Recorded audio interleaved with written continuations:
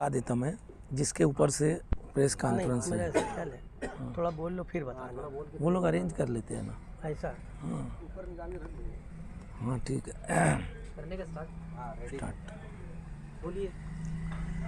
कुछ दिनों से मालेगांव शहर को बदनाम करने के लिए अलग अलग तरीके से मुख्तलिफ़ बातें सामने आ रही हैं और हम लोगों को ये महसूस हो रहा है कि ये इसलिए हो रहा है कि गुज़िश्ता जो इलेक्शन हुआ है मालेगांव शहर में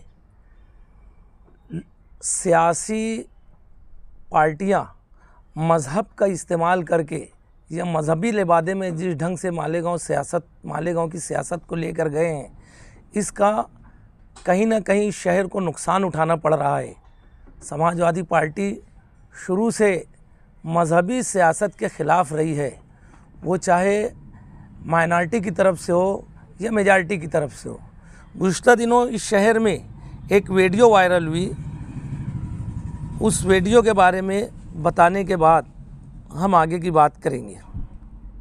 यहाँ के जो मुस्लिम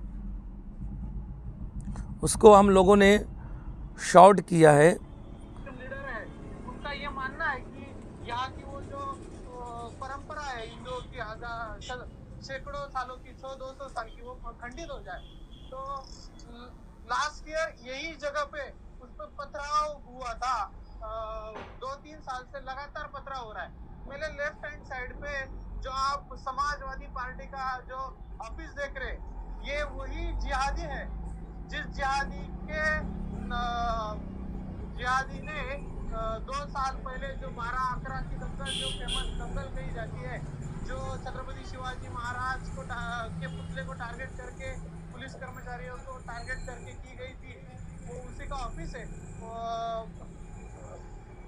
ये बुरी बात ये है कि उसी समाजवादी पार्टी के जो लीडर है वो आज मालेगांव में एमएलए का चुनाव लड़ रहे हैं और बड़े पैमाने को उनको प्रचार प्रसिद्धि भी मिल रही है। जिस तरीके से आप लोगों ने सुना कि मालेगांव शहर को जिहादी समाजवादी पार्टी को जिहादी लफ्ज़ इस्तेमाल करके, इससे पहले नीतीश राणे जी भी आए थे, लैंड जिहाद और पार्लियामेंट के इलेक्शन में वोट जिहाद, और अभी एक चैनल खुलेआम जब उसकी पूरी क्लिप आप लोग सुनेंगे तो मस्जिदों को टारगेट किया गया है, मालेगांव शहर के कारोबार को टारगेट किया गया है, साबुन फैक्ट्रियों को टारगेट किया गया है और यहाँ पर गैर कानूनी स्लॉटरिंग होती है। इस तरीके से उन लोगों ने इस क्लिप के अंदर तमाम बातें बोलकर शहर को बदनाम करने की और शहर के ऊपर फ़िरका परस्ती का और जिहाद का इल्ज़ाम लगाकर शहर को बदनाम करने की कोशिश की जा रही है। मैं समाजवादी पार्टी के लीडर मुस्तकीम डिग्निटी साहब और पार्टी के लोगों को जिस तरीके से जिहादी बोलकर उनको टारगेट किया गया है, हम समाजवादी पार्टी की जानिब से उस बात की मजम्मत करते हैं और साथ ही साथ पुलिस डिपार्टमेंट से गुजारिश करते हैं कि इस तरीके की वीडियो बनाकर वायरल करने वाले को ऊपर कड़ी से कड़ी कार्रवाई की जाए। ये शहर हमेशा से सेकुलर रहा है और यहाँ पर हिंदू मुस्लिम हमेशा मिलजुल कर न सिर्फ रहे हैं बल्कि कारोबार भी करते हैं। लेकिन अगर जुल्म और नाइंसाफ़ी के ख़िलाफ़ बोला जाता है तो उसको जिहादी या उसको टारगेट करके फ़िरका परस्ती बोली जाती है, तो ये किसी भी तरीके से मुनासिब बात नहीं है। ये शहर हमेशा से सेकुलर रहा है। निहाल साहब के वक्त से निहाल साहब ने जस्टिस पाटिल कमीशन में कहा था कि ये शहर कभी भी फ़िरका परस्त नहीं रहा है और उसकी मिसाल उन्होंने ये दी थी कि इस शहर से कभी भी मुस्लिम लीग की सीट चुन के नहीं आई। ये शहर हमेशा से सेकुलर रहा है, इसीलिए कभी भी किसी भी एजेंसी की या किसी सियासी पार्टी की या किसी लीडर की हिम्मत नहीं होती थी कि इस शहर को टारगेट करे, यहाँ फ़िरका परस्ती का माहौल बनाए। लेकिन गुज़िश्ता कुछ सालों से इस शहर में मजहबी सियासत जिस तरीके से की जा रही है, हम लोग उसकी मुखालफत करते थे, लेकिन कहीं ना कहीं अब इस शहर की आवाम को भी समझना चाहिए कि मज़हबी सियासत से हम लोगों को कितना नुकसान हो सकता है। हमें बहरहाल इस मुल्क में सेकुलर पार्टियों के साथ ही रहना चाहिए, और समाजवादी पार्टी एक ऐसी सेकुलर पार्टी है जो कौमी धारे के अंदर साथ चलते हुए हमेशा अक़लियतों की बात करती है, अक़लियतों के साथ रहती है, अक़लियतों के लिए लड़ती है। उसकी सीधी सी मिसाल अभी संभल है। किसी भी सियासी पार्टी ने संभल के अंदर वहाँ के जो लोग पुलिस की गोली में शहीद हुए उन लोगों को कोई मुआवजा देने का ऐलान नहीं किया। समाजवादी पार्टी ने वहाँ के लोगों को 5-5 लाख रुपए का ऐलान किया है। ये समाजवादी की सेकुलरिज़म की सबसे बड़ी निशानी है आज के दौर में, आज के नए उसके अंदर। इसलिए इस शहर के शहरियान को भी बहरहाल गौर करना चाहिए कि फ़िरक़ा परस्ती या मज़हबी सियासत का जो आज नुकसान हो रहा है, मुस्तकबिल में भी इसका क्या नुकसान होगा आज बोलते नहीं आता, लेकिन समझना चाहिए मज़हबी सियासत इस शहर के लिए और हम लोगों के लिए बहरहाल नुकसानदेह है। समाजवादी पार्टी पुलिस डिपार्टमेंट से गुजारिश करती है कि जो लोग इस ढंग की वीडियो बनाकर वायरल किए हैं उनको ऊपर कड़ी से कड़ी कार्रवाई करें। जो शहर को बदनाम करना चाहते हैं, शहर के हिंदू मुस्लिम ताने बाने को बिखेरना चाहते हैं, और आवाम को भी समझना चाहिए कि जो पार्टियां भी मज़हबी नारा लेकर या मज़हबी बात करके सियासत में आ रही है उससे दूरी बनाएं, ताकि शहर का और हमारे बच्चों का मुस्तकबिल अच्छा रहे। ये जो तंजीम जो चैनल के लोगों ने बनाए, तो आप लोग क्या उसके ऊपर कार्रवाई करेंगे? अभी हम लोग मीटिंग करेंगे और मीटिंग के बाद उसके ऊपर मशवरा करके हम लोग कोई जो भी बात रहेंगी तय करेंगे, क्योंकि उन लोगों ने डायरेक्ट हमारे पार्टी को टारगेट किया है, शहर के साथ साथ पार्टी को भी टारगेट किया है। लेकिन बड़ी अफसोस की बात है कि शहर के तमाम लोग इस बारे में खामोश है, कहीं से कोई मुखालफत की बात नहीं आई है। एक लेटर तो दे देते कम से कम एसपी को, रिकॉर्ड पर तो आ जाता था। जिस कारोबार के बारे में उसमें कहा गया है साबुन फैक्ट्री हो गई या स्लॉटरिंग हो गई, इस कारोबार से जुड़े हुए लोग जो है ये करीबन 1 महीने के करीब इस वीडियो को हो गया, अभी तक के उन लोगों ने इसके बारे में कुछ ये नहीं किया। आपके लीडर के बारे में बोले इसलिए आप सामने आए और आप कह रहे हैं, लेकिन जिनका कारोबार है, जिनकी रोजी रोटी है, अगर वो नहीं है तो इसका मतलब ये तो नहीं कि वो सही में वो बोल रहे वो सच है। देखिए ऐसा है कि आवाम सरकारी दरबारी डिपार्टमेंट में बहुत ज़्यादा जाती नहीं है, बहुत तकालीफ भी होती है, तो आवाम कहीं अर्जी फाटा करती नहीं है। ये तमाम चीज़ जो सियासी पार्टी के लीडरान या जो मज़हबी पार्टी के लीडरान रहते हैं वो लोग करते हैं।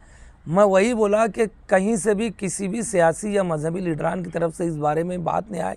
आवाम भोले भाले रहते हैं, वो अपने कारोबार में मगन रहते हैं, परेशान रहते हैं, वो अपने अपने कारोबार में परेशान है। अगर वो लोग हमारी पार्टी के पास आएंगे तो हम उनकी रहनुमाई करेंगे। उन्होंने कुछ 12-25 के टुकड़ों के बारे में भी कहा है, और उन्होंने एक चीज़ उसमें ये भी कहा है कि यहाँ पे किसानों को इन्हें धमका के, डरा के, मार के उनकी ज़मीनें इन्हें कम पैसे में ली जाती है, ऐसा उस चैनल में बोला जा रहा है। देखो ऐसा है कि 12-25 या जो इस तरीके की बात है, इसके ऊपर नीतीश राणे ने भी लैंड जिहाद के बारे में इस ढंग से ही बात की थी। इस तरीके की बात जो की जा रही है, अगर यहाँ पर अपने यहाँ ज़मीन खरीदी का एक डिपार्टमेंट है, वो अगर इस तरीके की खरीदी नहीं दे रहा है, वहाँ बंद है, तो इस तरीके की खरीदी हो ही नहीं रही है, तो उसके ऊपर इनका बोलना, हमारा यही बोलना है कि ये लोग गलत सलत बातें मालेगांव से मंसूब करके मालेगांव का अमन बर्बाद कर रहे हैं, जबकि मालेगांव में इस ढंग की बातें नहीं है। पॉल्यूशन कंट्रोल बोर्ड है, साइजिंगों के ऊपर उन्होंने कहा है कि ये गैर कानूनी से होती है। पॉल्यूशन कंट्रोल बोर्ड है या ग्रीन ट्रिब्यूनल है, वो लोग तो मालेगांव में दौरा करके साइजिंगों की जांच करते हैं। जो साइजिंग में कचरा जलाया जाता है उसको वो लोग सील कर देते हैं, तो वो लोग साइजिंग के ऊपर भी उंगली उठा रहे हैं। तो क्या ये राइट उनको है? क्या जब एजेंसियां हैं तो ऐसी इस किस्म की बात सिर्फ तफरका फैलाने के लिए, और जिस ढंग से मालेगांव में मज़हबी सियासत हुई है तो लोगों की नज़र इस तरफ हो गई है कि यहाँ पर लैंड जिहाद और ओट जिहाद, इस ढंग की बातें ये अब होने लगी है। यही हम बताना चाहते हैं कि शहर जब सेकुलर था तो ये तमाम चीज़ें नहीं होती थी। शहर की क़यादत थी, जब मज़हबी क़यादत की तरफ और मज़हब की तरफ शहर गया है तो ये तमाम चीज़ें शहर की तरफ आई है, और बोल नहीं सकते कि फ्यूचर में भी ये और आ सकती है। लोगों ने इस मुद्दे पर आज प्रेस कॉन्फ्रेंस की है, तो क्या ये ऐसा नहीं लगता है कि इस मुद्दे को लेकर एडिशनल एसपी या पुलिस डिपार्टमेंट के आला अफसरान से इन्हें मुलाकात की जाए और उनको ये सब बातें बताई जाए? हम मशवरा करके मीटिंग, हम बोले अभी कि हम लोग मीटिंग करेंगे, हमको क्या आगे करना है, कुछ कानूनी कार्रवाई करना है, जैसे हमारे ऊपर आतंकी का, जिहादी का इल्ज़ाम लगाए, या तो एसपी को मेमोरेंडम देना है, जो कुछ भी रहेगा हम लोग मीटिंग में मशवरा करने के बाद उसको तय करेंगे। तो वो लोगों ने जो है चेहरा जो है उसका जो बोल रहे हैं उसका चेहरा ब्लर करके बताया है, तो इसका मकसद तो उनका साफ नज़र आ रहा है कि वो चेहरा छुपा के बात करना चाह रहे हैं। तो क्या आप ये भी मुतालबा करेंगे कि वो छुपा हुआ चेहरा कौन है उसको भी बेनकाब किया जाए? करेंगे हम लोग तो जब एसपी के पास या हम कोई कानूनी कार्रवाई करेंगे तो ये तमाम चीज़ें आएंगी कि कौन लोग हैं, उसके ऊपर कार्रवाई करो, जो आज हम डिमांड कर रहे हैं। आज प्रेस के ताल्लुक से, प्रेस की मार्फत अगर हम लोग ये डिमांड कर रहे हैं कि ऐसे लोगों के ऊपर कार्रवाई की जाए, तो पुलिस का काम है कि ऐसे लोग जो शहर का अमन ख़राब करने की कोशिश कर रहे हैं, इनको ढूंढ कर निकाले, इनका चेहरा आवाम के सामने लाए कि ये कौन लोग हैं जो शहर को इस ढंग से बदनाम करना चाहते हैं। और पुलिस से ज़्यादा ना, ऐसा लग रहा है कि वो इलेक्शन से पहले बनाई गई हुई क्लिप है और इलेक्शन हो गए, वो इलेक्शन के बाद इन्हें उसको रिलीज करने। अब जब पुलिस उनको गिरफ्तार करे और उनसे पूछे कि इसके पीछे कौन लोग हैं और इन लोगों के मकासद क्या हैं। पुलिस से ज़्यादा आज की जो प्रेस कॉन्फ्रेंस है वो हम लोग आवाम तक ये पैगाम भेजाने की कोशिश कर रहे हैं कि आज हमारे शहर की जो आवाम है उसको फ़िक्र लेने की ज़रूरत है कि ये जो हमारे शहर को फ़िरका परस्तों ने एक ख़ास तौर से टारगेट किया है, तो इस पर हमारी आवाम को गौर करना चाहिए कि जलसों में जो ये नारे लगते थे, तेरा मेरा क्या रिश्ता, ला इलाहा इल्लल्लाह, नारे तकबीर, अल्लाह अकबर, तो ये सब कहीं ना कहीं आने वाले दिनों में, जैसे कि वो वीडियो में ये बोल रहा है कि हिंदुस्तान में इतनी मस्जिद और मदरसे नहीं होंगे जितनी मस्जिद और मदरसे मालेगांव में हैं। तो एक चेहरा बताया जा रहा कि भाई ये मालेगांव जो है खालिस जिहादियों का है, तो हमारी आवाम को इस पर फ़िक्र लेने की ज़रूरत है। और जो लोग इक़्तिदार में हैं, जो सियासत में हैं, उनको शहर से कोई लेना देना नहीं है। हम समाजवादी पार्टी के लीडर यहाँ से लेकर दिल्ली तक, अगर हम बात कर रहे हैं संभल हो या कहीं का भी मजहबी मामला हो, तो चाहे अबू हासिम साहब हो, चाहे मोहतरमा शान हिंद मुस्तकीम डिग्नेटी हो, चाहे अखिलेश यादव हो, हम लोग आवाम की हित में बात कर रहे हैं और देश में जो गंगा जमुना तहजीब थी उसकी फ़िक्र में बात कर रहे हैं। हमारे शहर के लीडरान सिर्फ अपने पेट भरने के लिए काम कर रहे हैं। उन्हें शहर के लोगों से, मस्जिद मदरसों के आबरू से उनका कोई लेना देना नहीं है। इस तरह उन लोगों ने फ़िरका परस्तों के सामने जो इलेक्शन में नारा लगाया, इसकी वजह से कहीं ना कहीं हमारे शहर की सभी बिगड़ रही है। इसलिए आवाम को चाहिए कि वो मजहबी तौर से नहीं, सियासी तौर से इलेक्शन में हिस्सा ले, क्योंकि मज़हब से हाउस नहीं चलेगा। हाउस चलेगा तो बाबा साहब अम्बेडकर के संविधान से चलेगा। अगर अपनी बात शुरू करने से पहले कोई लीडर दुआया कलमात अरबी में पढ़ता है तो वहाँ पर जो लोग मौजूद हैं वो क्या समझेंगे, इसके ख़िलाफ़ में वो फिर नारा लगाएंगे तो हमारी आवाम को बोलेंगे कि यार देखो वो फ़िरका परस्ती का नारा लगा रहे। तो कहीं ना कहीं आज की प्रेस कॉन्फ्रेंस ना पुलिस को हम पैगाम देना चाहते हैं, ना किसी लीडर को पैगाम देना चाहते हैं। हमारा फ़िक्र है हमारी शहर की आवाम, और समाजवादी इंशाअल्लाह ताला इसी फ़िक्र में ज़िंदा है और ज़िंदा रहेगी। यानी आपका कहने का मतलब ये हुआ कि ये जो हुआ है, जो जी, उन्होंने किया हिंदुत्ववादी तंजीमों ने, जी, ये जो इलेक्शन में जो हुआ उसका रिएक्शन हुआ। देखिए ये तो पैगाम जा ही रहा है ना। कहीं पर वो अपने मौलाना थे, क्या नाम था उनका, सज्जाद नोमानी साहब ने जो इलेक्शन के वक्त तो पैगाम दिया, इम्तियाज़ जलील ने जो कारवां निकाला, तो उसका कुछ हुआ क्या असर? कुछ असर नहीं हुआ, बल्कि इम्तियाज़ जलील के मौजूदगी में और सारे लोगों की मौजूदगी में जिस मंच पर मौलाना का फ़ोटो लगा था सज्जाद नोमानी साहब का, उसी में मजलिस के कायद ने उनको लथाड़ा, उनको बोला कि इस तरह की बात करने से कहीं ना कहीं फ़िरका परस्तों को मौका दिया जा रहा है। मालेगांव की बात करो, मालेगांव की। तो मालेगांव भी उसमें ही शामिल है ना। मालेगांव में भी तो नारा लगाया गया ना, तेरा मेरा क्या रिश्ता। लेकिन नेशनल लेवल पर जो है धर्म की राजनीति चल रही है, तो एक मखसूस कम्युनिटी जो है वो सेकुलरिज्म और अगर धर्म की बात करती है तो इस पर लोगों को क्या एतराज़ होता देखिए, अगर पूरे शहर में, पूरे देश में धर्म की राजनीति चल रही है तो क्या वो कामयाब हो जाएंगे? वहाँ भी उनकी मुखालफत हो रही है जो जहाँ है। तो धर्म की राजनीति हमारे हिंदुस्तान में नहीं चलेगी, चाहे वो किसी धर्म की हो। हिंदुस्तान जो है वो डॉक्टर बाबा साहेब अम्बेडकर के आइन से चलेगा, किसी धर्म के कानून से नहीं चलेगा। वो चाहे मेजॉरिटी का हो, चाहे माइनॉरिटी का हो। हम लोग समाजवादी पार्टी धर्म की सियासत की हमेशा मुखालफत करते हैं। और आज इस प्रेस कॉन्फ्रेंस में भी हमारा मकसद भी ये है कि शहर के अवाम अगर किसी तरीके से मजहबी रुख पे जा रहे हैं तो उसे रोका जाए कि इससे बहरहाल नुकसान है। अभी आपने बताया कि असम्बली के अंदर आयत पढ़ के अल्लाह का नाम लेकर शपथ ली गई है, तो मालेगांव के आमदार भी अल्लाह का नाम लेकर और आयत पढ़कर, दरूद शरीफ पढ़कर शपथ लिए, तो क्या ये सही नहीं है?